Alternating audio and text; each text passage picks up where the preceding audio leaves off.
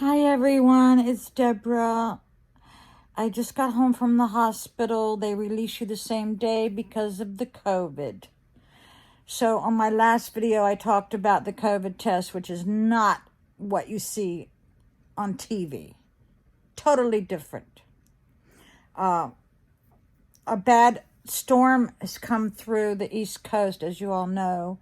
And so I had to get up at 4. I did a couple things wrong. I did not drink my Ensure last night at 10:30 because I was so exhausted. I didn't have the energy to get up and read the directions, and I would have, if I had it, I would have read the directions to drink this clear Ensure.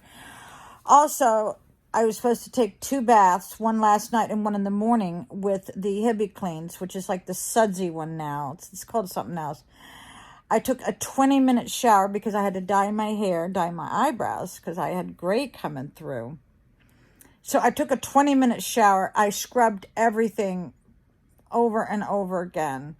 And because I only got 3 hours of sleep, I didn't see any reason to take another shower this morning because I had to get up at 4 and drive to my ex-husband's house for him to drive me to the hospital. Here's what makes me mad. Listen carefully.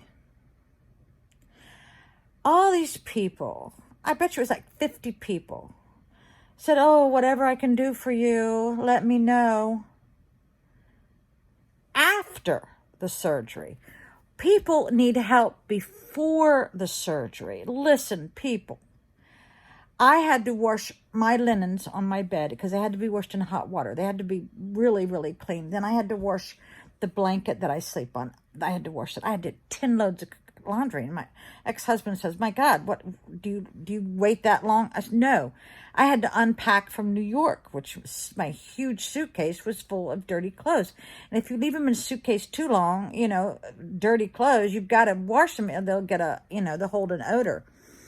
Then I had to bring up my Orwick vacuum cleaner because I couldn't find the Orwick dealer. And I don't know if you've ever left a vacuum cleaner in your car, but the smell of the bag will permeate your entire car and it smelled musty. So I had to carry that up last night with a bad hip. So listen to this. Everything is different. I didn't see where there was a COVID issue. There was empty parking places in the handicap right next to the building. I didn't see bodies being taken out. I saw a lot of empty beds, people. I don't know. But then they tell me that the COVID patients are not on the surgery floor. Maybe that's what I'm missing. I don't know. Okay, so last time they gave me a sedative to calm me down, so I didn't know what they were going to do next. So I kept asking for that. I told them I did not want the IV in the top of my hand because the top of my hand is very thin skin.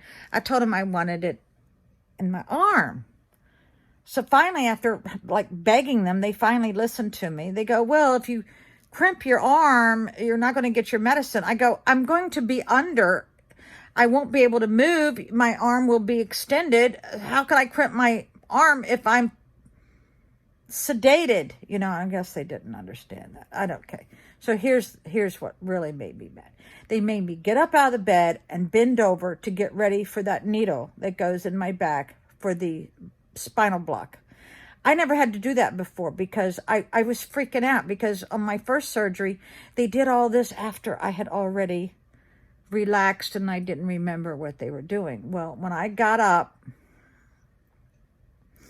and got in that position for them to put that epidural in me, they said I wasn't going to remember it. Oh, yes, I did. So they're telling me all this wrong stuff. I remember them sitting me up and getting that needle ready. When I saw that needle, I wanted to pass out right there and then. Jesus, I don't want to see that. I didn't want to bend over. I don't know if you know the position that they got to get you in, but if they are wrong with that position, you could be in very serious trouble. You should Google this. Yeah. So this is the other thing. I came out of surgery in pain. When my other hip was done 3 years ago, I had no pain. I was in La La Land. I could have ran a marathon. I was in no pain. It was blissful. This time, oh no. I was in pain. The incision was burning like somebody had put a firecracker on my leg. And I kept saying, like, what's going on here? They go, oh, before we kept ahead of the pain. You always were ahead of the pain. We gave you pain meds just before we knew you needed it. Oh, really? That seems like logical. No, not now. No, they wait until you're already in pain. So now you got to chase the pain, people. I was in the I think the operation took 2 hours. Recovery was another 2 hours, and I had to wait another 2 or 3 hours. They won't let you leave till you urinate and till you walk up a flight of stairs. My ex-husband's going, she's going to do what? Yeah, I had to walk up a flight of stairs. And I'm in pain. I was in so much pain, I had to carry around my ice pack on me. Now here's this, get this. They waited till my ice pack had totally melted. And I am like searching, looking for a nurse. Help, can you help me? I need my ice pack, because they hadn't let my ex-husband in yet. And he was a sweetie. He had to put up with a lot of stuff from me today. So, yeah, they let my ice pack melt. I had to beg somebody to go and fill it up. And then I said, listen, I'm in pain. I need something. Just came out from them cutting my leg open and taking out my bone and putting in an implant. They gave me 1 Percocet, and that was supposed to, like, tide me over for 7 hours. God dang, because I didn't have any meds. They didn't give me my meds. Nowadays, they have to be faxed in. So I didn't have anything to take for pain. They gave me 1 Percocet. Percocet ain't shit. Then the Percocet made me sick because they were supposed to give me some for nausea. I don't know how many times I begged them. I said, listen, I need something for nausea because I will throw up if you don't give me. They never gave me anything. They gave me something during the surgery. So I go to my pharmacy, and there's like a pack of like 30 of these things I have to dissolve on my tongue. They said it was better than Finnegan. So why didn't they give me one of those when I was nauseous going down the road? I wanted to throw up because I don't know. So now they don't stay ahead of the pain. They let you suffer.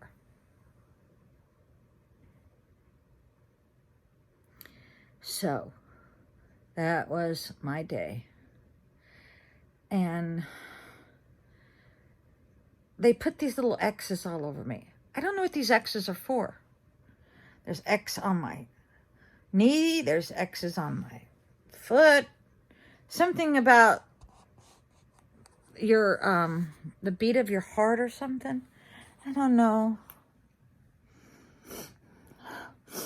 Now, I did not tell my doctor about my implant coming out of, I wouldn't let the doctor, cut me open, because you're not supposed to be having any dental work cut open when you're having surgery because of infection. So I'm on 81 milligrams of aspirin for blood clots. I put that thing under my tongue so I wouldn't throw up this evening. I'm going to go to sleep. I only had 2 hours of sleep last night.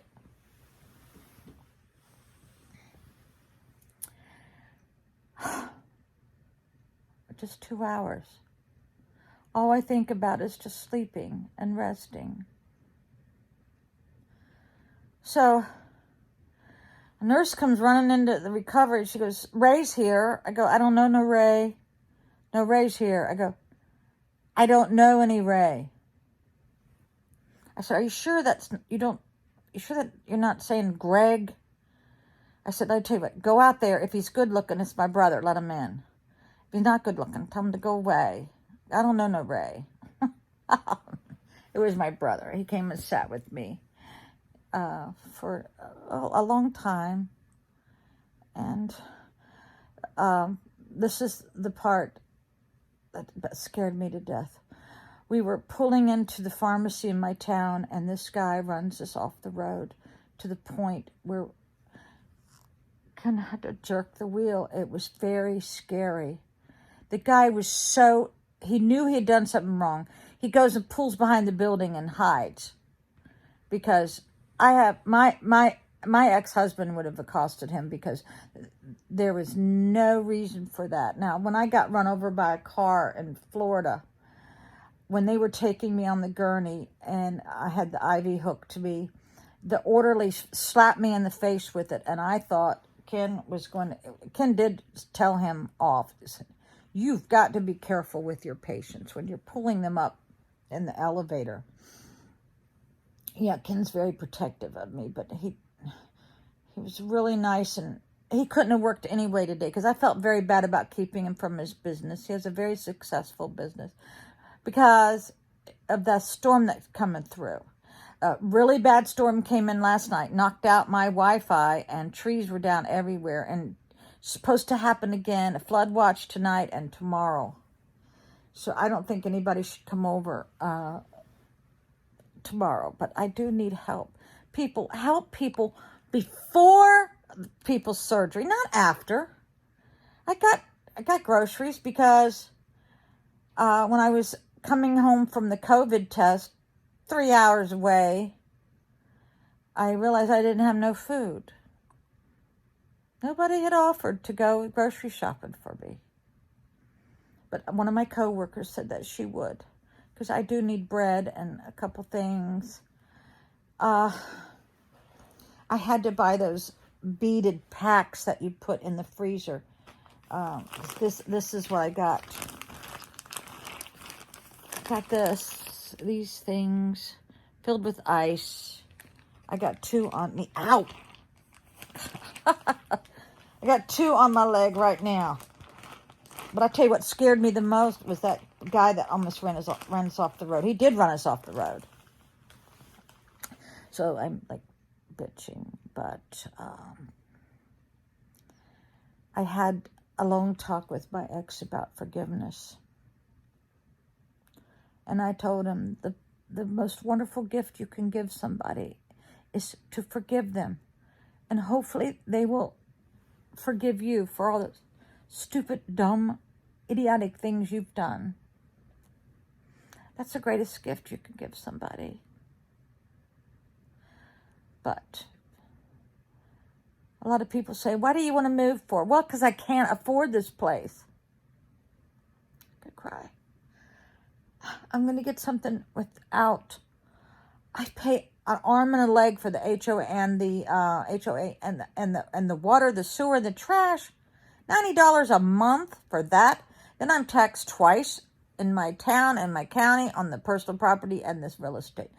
That is not good for someone my age. So I'm going to get a house that I don't have all these miscellaneous charges. But there's been a nice girl who gave me, it was $20, and I want to thank you because I was able to buy my medicine tonight with that. So thank you. I'm teary-eyed. Usually after a really major operation, you get depressed. Well, I'm kind of happy. I'm just happy that I have people like her who cares enough of me to send me $20 on my PayPal. I do have a GoFundMe account because I sold my golf cart for money to pay all of the co-pays and to get some bills paid because I'm going to lose a month or two of salary. And so I started to GoFundMe because the dental work that I have to have took my last $99 because that's what he charged. Then to have the implant put back in, it's going to take every dime I got. And so I started to GoFundMe to help pay for the co-pays from the office visits, then anesthesiologist, the radiologist, and the doctor. Oh my God. But I am grateful that I do have Medicare A, B, and D, and I think I got L. But it's still, I still have a portion I have to pay for myself, because this operation is about $65,000 in Virginia. Now, this is my second one. Can you imagine how horrible it would be for people who have this kind of pain and they don't have any insurance? It's awful. So I really need to go to bed now. And thanks for listening to me. Sorry, I have no makeup on. They won't let you wear makeup. And I did forget to put my hair in braids. They want your hair in braids, so when you go in the operating room, they don't have it all, you know, in knots. And let's see, I did have a cup of coffee, 6 ounces. I was going to have black coffee this morning before 5:30. But I tell you what, I'm sick of driving. I am sick of driving. But I do have a very good doctor. But he never come in to ask me if I'm okay and how did everything go, or if I was a good patient. He's awfully busy. He had already done one surgery before mine, and I came in there at 9 o'clock. All right. Bye, everyone.